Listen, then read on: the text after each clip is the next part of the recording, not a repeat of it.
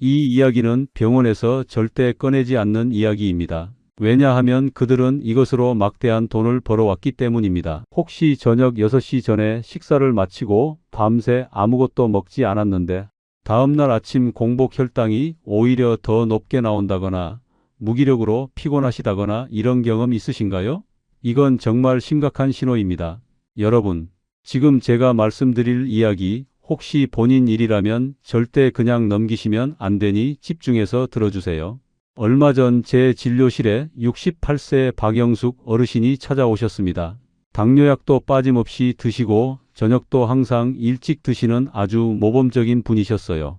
그런데 매일 아침 혈당을 재보면 155에서 165 사이로 계속 높게 나온다고 하시더군요. 어르신이 제게 정말 답답하다는 표정으로 이렇게 말씀하셨습니다.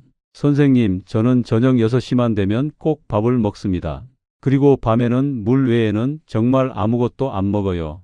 그런데 왜 아침에 일어나면 혈당이 이렇게 높게 나올까요? 제가 뭘 잘못하고 있는 걸까요? 여러분, 이게 박영숙 어르신만의 문제일까요? 절대 아닙니다.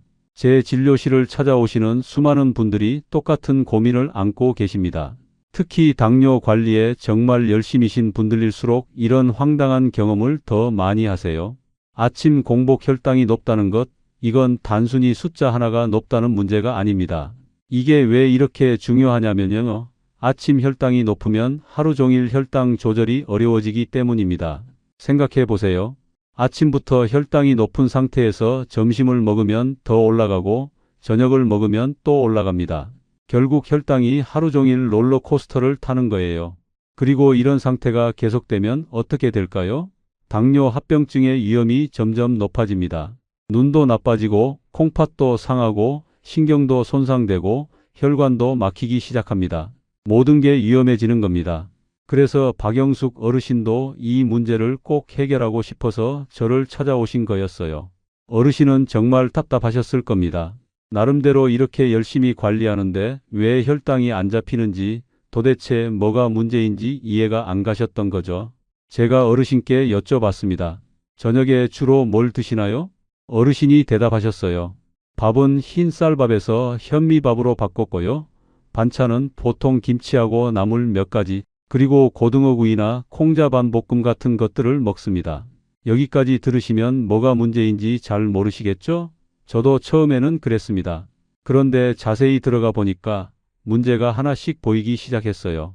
이 문제는 단순히 저녁을 많이 드셔서 또는 늦게 드셔서 생기는 게 아닙니다. 진짜 문제는 저녁 식단의 구성에 있었어요. 그리고 놀랍게도 여러분이 전혀 예상하지 못한 숨어 있는 원인들도 있었습니다.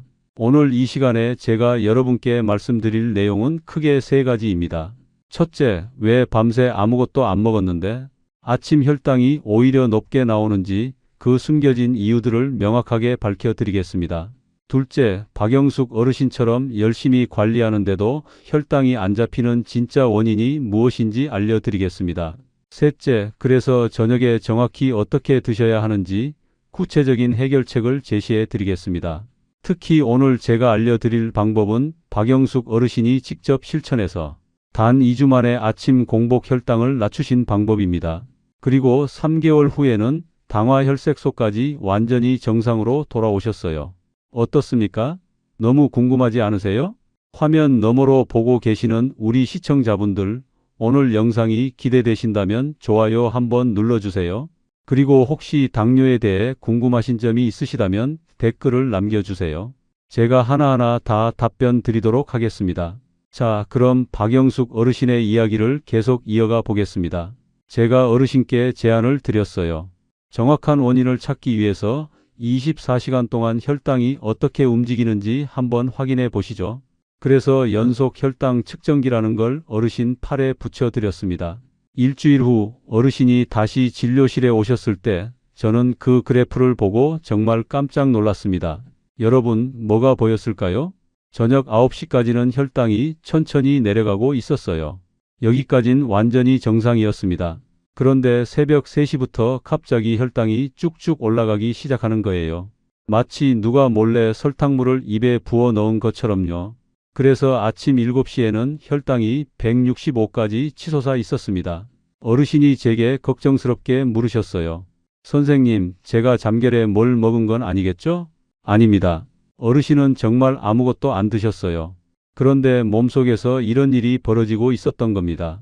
이 현상을 의학 용어로 새벽 현상이라고 부릅니다. 말 그대로 새벽에 일어나는 자연스러운 현상이라는 뜻입니다. 우리 몸은 새벽 3시에서 4시쯤 되면 다음 날을 준비하기 시작합니다. 곧 아침이 오고 일어나서 활동을 해야 하니까 미리 에너지를 준비하는 거예요.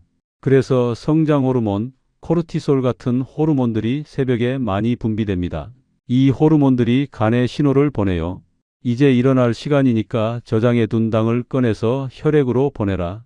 여기서 정상적인 사람의 경우는요, 혈당이 올라가면 췌장에서 인슐린이 바로 나와서 혈당을 다시 정상으로 낮춥니다. 자동으로 조절이 되는 거죠. 그런데 당뇨 환자는 다릅니다. 인슐린 분비가 부족하거나 인슐린이 제대로 작동을 안 해요.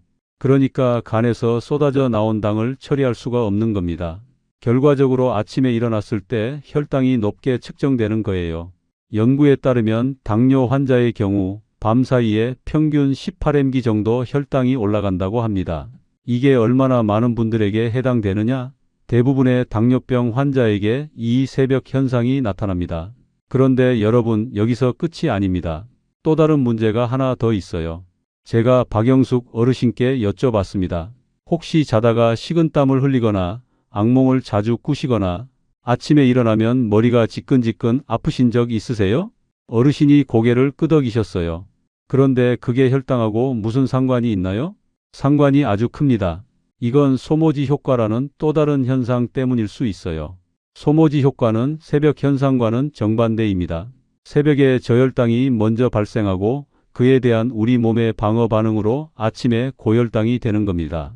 어떻게 이런 일이 벌어질까요? 주로 인슐린이나 혈당약을 너무 많이 드셨을 때 또는 저녁을 너무 적게 드셨을 때, 저녁에 운동을 과하게 하셨을 때 이런 일이 생깁니다. 밤중에 혈당이 70 아래로 뚝 떨어지면 우리 몸이 깜짝 놀라요. 위험하다. 이렇게 판단하는 거죠. 그러면 응급 시스템이 가동됩니다. 글루카곤, 에피네프린, 성장 호르몬 같은 호르몬들이 한꺼번에 쏟아져 나와서 간에서 당을 급하게 끌어올립니다. 그래서 아침에는 오히려 혈당이 너무 높게 나오는 겁니다. 밤에는 저혈당이었는데 아침에는 고혈당인 거예요. 이게 소모지 효과입니다. 이 두 가지 새벽 현상과 소모지 효과를 어떻게 구별할까요? 새벽 2시에서 3시 사이에 혈당을 재보면 됩니다. 이 시간에 혈당이 정상이거나 높으면 새벽 현상이고 70 이하로 낮으면 소모지 효과입니다. 그런데 새벽 2시, 3시에 일어나서 혈당을 재는 게 아니죠. 그래서 아까 제가 말씀드린 연속 혈당 측정기가 정말 중요한 겁니다. 자, 여기서 끝이 아닙니다. 제가 박영숙 어르신께 또 여쭤봤어요. 혹시 코를 심하게 고시거나 자다가 숨이 멎는다는 소리를 들어보신 적 있으세요? 어르신이 깜짝 놀라셨습니다. 선생님, 어떻게 아셨어요? 옆에서 자는 남편이 맨날 그 얘기를 해요. 내가 자다가 갑자기 숨을 안 쉬어서 깜짝깜짝 놀란대요. 이게 바로 수면무호흡증입니다. 자는 동안 숨이 반복적으로 멎는 증상이에요. 그런데 이게 혈당하고 무슨 상관이냐고요? 상관이 엄청 큽니다. 수면무호흡증이 있으면 자는 동안 산소가 부족해집니다. 우리 몸이 산소가 부족하면 어떻게 될까요? 스트레스 상황이라고 판단해요. 그러면 스트레스 호르몬인 코르티솔이 마구 분비됩니다. 이 코르티솔이 간에 신호를 보내요. 위험하니까 당을 더 많이 만들어서 에너지를 공급하라. 그러면 새벽에 혈당이 쭉쭉 올라가는 겁니다. 게다가 인슐린 저항성까지 악화됩니다. 연구를 보면 수면무호흡증 환자는 인슐린 저항성이 증가해서 당뇨병 발생 위험이 훨씬 높다고 나와 있습니다. 이미 당뇨가 있는 분들은 혈당 조절이 더 어려워지고요. 그러니까 저녁 식사를 완벽하게 조절해도 수면무호흡증 때문에 아침 혈당이 높게 나올 수 있다는 겁니다. 자, 정리해 볼까요? 박영숙 어르신처럼 열심히 관리하는데도 아침 혈당이 높은 이유가 이렇게 여러 가지입니다.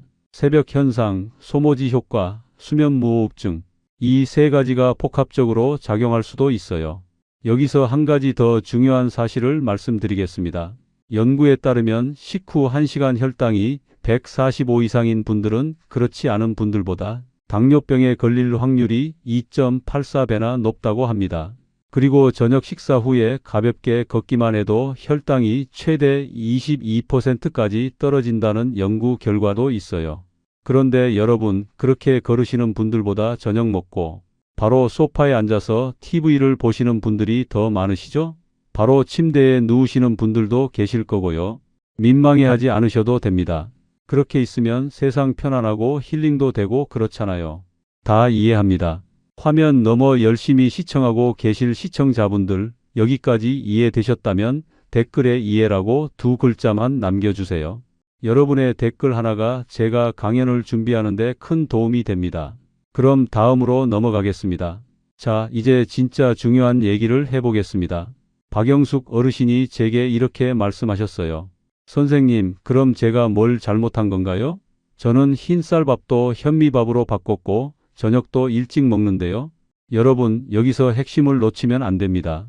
박영숙 어르신은 정말 열심히 하셨어요. 그런데 한 가지를 모르셨던 겁니다. 제가 어르신께 자세히 여쭤봤습니다. 저녁 반찬으로 뭘 드시나요? 어르신이 말씀하시더라고요. 김치하고 나물 반찬, 그리고 고등어구이나 콩자반 볶음을 주로 먹어요. 가끔은 두부조림도 먹고요. 여기까지 들으면 괜찮아 보이죠? 현미밥에 나물, 생선. 뭐가 문제겠습니까? 그런데 제가 하나하나 더 파고 들었어요. 고등어구이는 어떻게 만드시나요? 간장에 물엿을 넣어서 양념해서 구워요. 콩자반 볶음은요? 설탕하고 물엿을 넉넉히 넣어서 윤기나게 볶아요. 두부조림도 마찬가지시겠네요? 네, 단맛이 나야 맛있으니까 설탕을 좀 많이 넣어요. 여러분, 뭐가 보이십니까? 바로 이겁니다. 숨은 당. 밥을 현미밥으로 바꾸는 건 정말 잘하신 겁니다.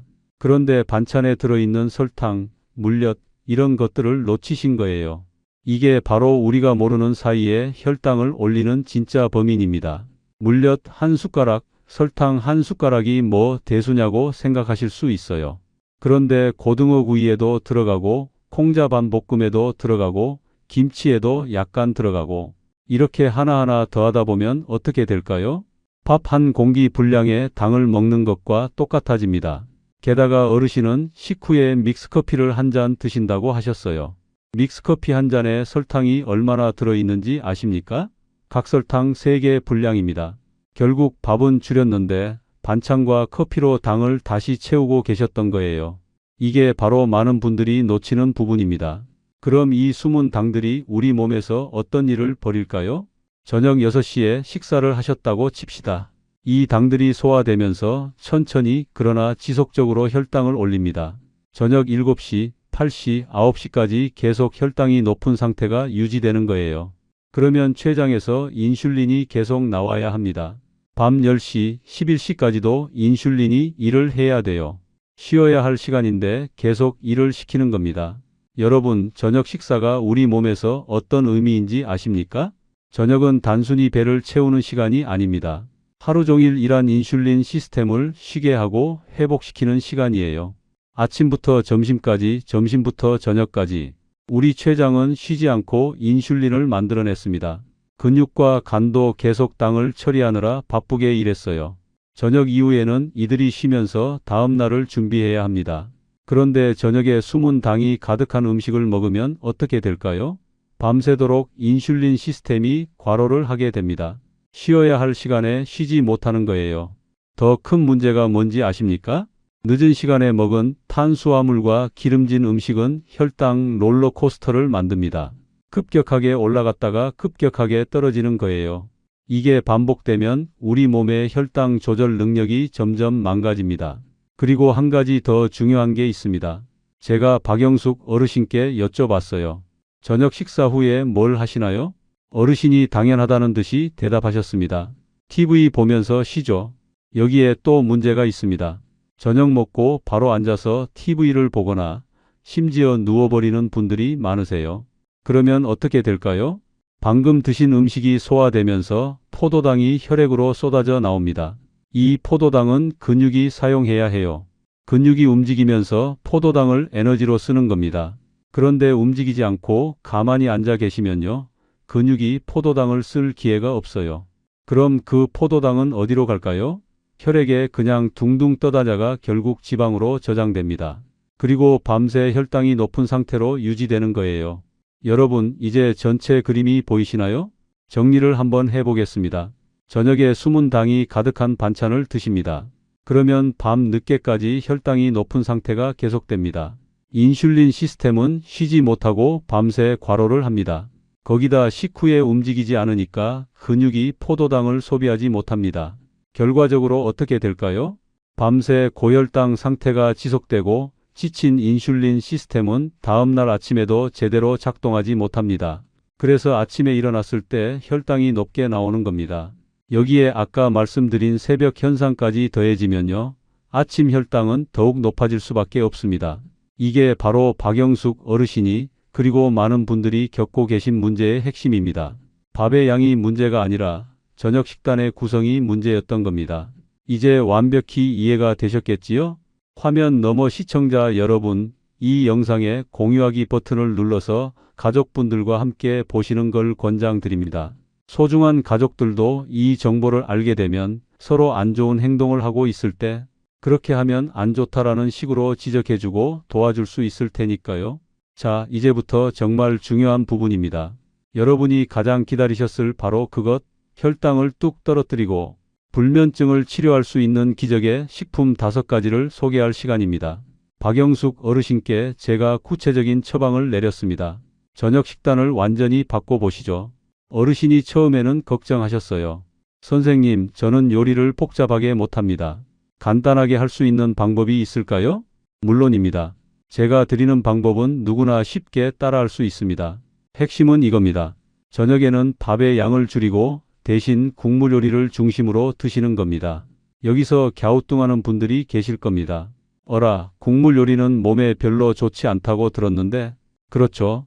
아무 국이나 드시면 오히려 좋지 않을 확률이 높습니다. 그러니 지금 제가 말씀드리는 5가지 혈당 관리에 도움이 되는 특별한 국으로 드셔보세요. 첫 번째, 미역 두부국입니다. 미역에는 알긴산이라는 수용성 식이섬유가 풍부해요. 이게 장에서 당의 흡수를 천천히 만들어줍니다. 그리고 두부에는 이소플라본이라는 성분이 있는데 이게 콜레스테롤 개선에 도움을 줄 수 있어요. 만드는 방법도 정말 간단합니다. 미역 한 줌을 물에 불려서 참기름에 살짝 볶다가 물을 붓고 두부를 넣고 끓이면 끝입니다. 간은 국간장으로 살짝만 하시면 돼요. 두 번째, 시금치 들깨탕입니다. 시금치에는 마그네슘이 풍부합니다. 마그네슘은 신경을 안정시키는 데 도움을 줘요. 그리고 들깨에는 오메가3 지방산이 들어있어서 염증을 줄이는 데 좋습니다. 이 조합이 편안한 수면에 긍정적인 영향을 줄 수 있어요. 들깨가루를 물에 풀어서 끓이다가 시금치를 넣으면 됩니다. 간은 소금이나 국간장으로 하시면 됩니다. 세 번째, 표고버섯 된장국입니다. 표고버섯에는 베타글루칸이라는 성분이 있어요. 이게 지질 개선에 도움이 될 수 있습니다. 그리고 된장의 유산균도 장 건강에 좋고요. 표고버섯을 물에 불렸다가 찢어서 넣고 된장을 풀어서 끓이면 됩니다. 여기에 두부나 애호박을 넣으면 더 좋아요. 네 번째, 브로콜리 김치탕입니다. 브로콜리에는 설포라판이라는 항산화 성분이 들어있어요. 그리고 김치의 유산균은 장 건강에 도움을 줍니다. 이 2가지가 만나면 정말 좋은 조합이 되는 거죠.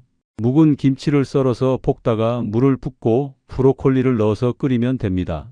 돼지고기를 조금 넣으면 더 맛있어요. 5번째, 오이 냉국과 두부입니다. 오이는 수분과 칼륨이 풍부해서 붓기를 빼는 데 도움이 됩니다. 그리고 두부는 가벼운 단백질이라 포만감을 주면서도 소화가 잘 돼요. 오이를 얇게 썰어서 물에 식초와 소금으로 간을 하고 두부를 깍둑썰기해서 넣으면 끝입니다. 여러분, 이 5가지 국을 돌아가면서 드시면 됩니다. 월요일은 미역 두부국, 화요일은 시금치 들깨탕. 이런 식으로요. 그런데 국만 드시면 안 됩니다. 3가지 황금 원칙을 꼭 기억하셔야 해요. 첫 번째 원칙, 구성입니다. 흰 쌀밥의 양을 절반으로 줄이세요. 대신 제가 말씀드린 황금국을 메인으로 드시는 겁니다. 국을 넉넉하게 한 그릇 드시면 배가 부르기 때문에 밥이 적어도 괜찮습니다. 두 번째 원칙, 균형입니다. 밥을 줄였다고 해서 영양이 부족하면 안 되겠죠? 그래서 반찬은 그대로 드세요. 나물 반찬, 생선구이, 김치 이런 것들은 계속 드시되 여기서 주의할 점이 있습니다. 설탕이나 물엿을 넣지 마세요. 생선은 소금구이로 드시고 나물은 참기름과 소금으로만 무치세요. 콩자반볶음도 설탕 대신 다진 마늘과 깨소금으로 맛을 내시면 됩니다. 세 번째 원칙 시간입니다. 저녁 식사는 가급적 7시 30분 이전에 마무리하세요. 그러면 다음날 아침 8시까지 약 13시간의 공복 시간이 확보됩니다. 이 시간 동안 인슐린 시스템이 충분히 쉴 수 있어요. 여기까지가 식사에 관한 내용이고요. 이제 정말 중요한 한 가지를 더 말씀드리겠습니다. 식후 15분 황금 산책입니다. 저녁 식사를 하신 후 30분에서 1시간 이내에 15분 정도만 가볍게 걸으세요. 집 앞을 천천히 한 바퀴 도는 것만으로도 충분합니다. 식후 걷기가 중요하다는 것은 아까도 말씀드렸죠? 방금 드신 음식이 소화되면서 포도당이 혈액으로 나옵니다. 이때 걸으면 근육이 그 포도당을 바로바로 사용해요. 그러면 혈당이 급격히 올라가는 걸 막을 수 있습니다. 연구 결과를 보면 식후 10분씩 나눠서 걸었을 때 평균 혈당이 12% 낮아졌다고 합니다. 특히 저녁 식사 후 걷기는 최대 22%까지 혈당을 낮추는 효과가 있었어요. 15분이 부담스러우시면 10분만 하셔도 됩니다. 5분만 하셔도 안 하는 것보다는 훨씬 낫습니다. 중요한 건 식사 후에 바로 앉아 있지 말고 몸을 움직이라는 겁니다. 그리고 마지막으로 하나 더 말씀드릴 거. 연속 혈당 측정기를 꼭 활용하세요. 아침 공복 혈당 숫자 하나만으로는 밤 사이에 무슨 일이 벌어졌는지 절대 알 수 없습니다. 혈당이 언제, 왜 올랐는지 정확히 알아야 제대로 대처할 수 있어요. 연속 혈당 측정기를 팔에 붙이면 24시간 동안 혈당 그래프가 그려집니다. 그걸 보면 내 야간 고혈당이 새벽 현상 때문인지, 소모지 효과 때문인지, 아니면 저녁 식사 때문인지 정확히 알 수 있어요. 요즘은 건강보험 급여도 적용되니까 부담이 많이 줄었습니다. 담당 선생님과 상담해 보시기 바랍니다. 여러분, 오늘부터 바로 실천하신다면 댓글에 실천 2글자 남겨주세요. 실천을 남기신 분들은 오늘부터 혈당 안녕 모임의 동료가 되시는 겁니다. 서로서로 따뜻한 격려와 응원의 메시지를 주고받는 것도 좋겠죠? 박영숙 어르신의 이야기를 마무리하겠습니다. 어르신이 제가 말씀드린 방법을 실천하신 지 2주가 지났을 때 다시 오셨어요. 얼굴이 완전히 달라지셨더라고요. 표정이 밝아지셨고 걸음걸이도 가벼워 보이셨습니다. 어르신이 제게 말씀하셨어요. 선생님, 믿기지가 않아요. 아침에 혈당을 재는데 110이 나왔어요. 150, 160대를 보다가 110대를 보니까 눈물이 날 뻔했습니다. 그리고 밤에 잠을 정말 푹 잔대요. 전에는 자다가도 자꾸 깨고 아침에 일어나면 몸이 무거웠는데 지금은 아침에 눈을 뜨면 몸이 가볍다고 하셨어요. 3개월 후에는 더 놀라운 일이 생겼습니다. 당화혈색소 검사를 했는데 7.2%에서 6.4%로 떨어진 겁니다. 정상 범위로 들어온 거예요. 어르신이 저한테 물으셨습니다. 선생님, 제가 뭘 그렇게 대단한 일을 했나요? 그냥 저녁 식단을 바꾸고 밥 먹고 나서 15분 걸었을 뿐인데요. 맞습니다. 어르신이 하신 일은 정말 간단합니다. 그런데 그 간단한 것을 꾸준히 실천하신 게 대단한 겁니다. 그리고 저는 이 대단한 일을 여러분 모두 꼭 하실 수 있을 거라고 믿습니다. 그러니 실천하시기 쉽도록 오늘 강연 내용을 3가지로 정리해 드릴게요. 첫째, 저녁 식사는 양이 아니라 구성이 중요합니다. 밥을 많이 먹어서 혈당이 높은 게 아닙니다. 반찬에 숨어있는 설탕, 물엿, 이런 숨은 당들이 문제예요. 저녁에는 밥의 양을 줄이고 저탄수화물 국물 요리를 중심으로 드세요. 둘째, 저탄수화물 국물 요리 중심 식후 15분 산책이 핵심입니다. 제가 말씀드린 5가지 황금국 중에서 편하신 걸 골라서 드시면 됩니다. 그리고 저녁 식사 후 30분에서 1시간 안에 15분만 가볍게 걸으세요. 이 2가지만 지켜도 혈당이 확실히 달라집니다. 셋째, 야간 혈당 패턴 파악을 위해 연속 혈당 측정기를 활용하세요. 아침 공복 혈당 하나만 보면 밤 사이에 무슨 일이 일어났는지 알 수 없습니다. 연속 혈당 측정기로 24시간 그래프를 확인하면 내 몸의 패턴을 정확히 알 수 있어요. 그래야 제대로 된 대처가 가능합니다. 저는 의사로서 수많은 당뇨 환자분들을 만나왔습니다. 그분들 중에 박영숙 어르신처럼 변화하신 분들이 정말 많아요. 70대, 80대 어르신들도 충분히 하실 수 있습니다. 나이가 많아서 안 된다는 말씀 하지 마세요.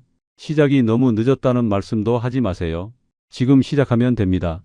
건강한 저녁 식사로 행복한 아침을 맞이하시기 바랍니다. 아침에 눈을 떴을 때 혈당계를 보고 웃으실 수 있기를 바랍니다. 매일 아침 가벼운 몸으로 하루를 시작하실 수 있기를 바랍니다. 여러분의 건강한 변화를 응원합니다. 구독 꼭 부탁드립니다. 다음 영상에서 또 뵙겠습니다. 감사합니다.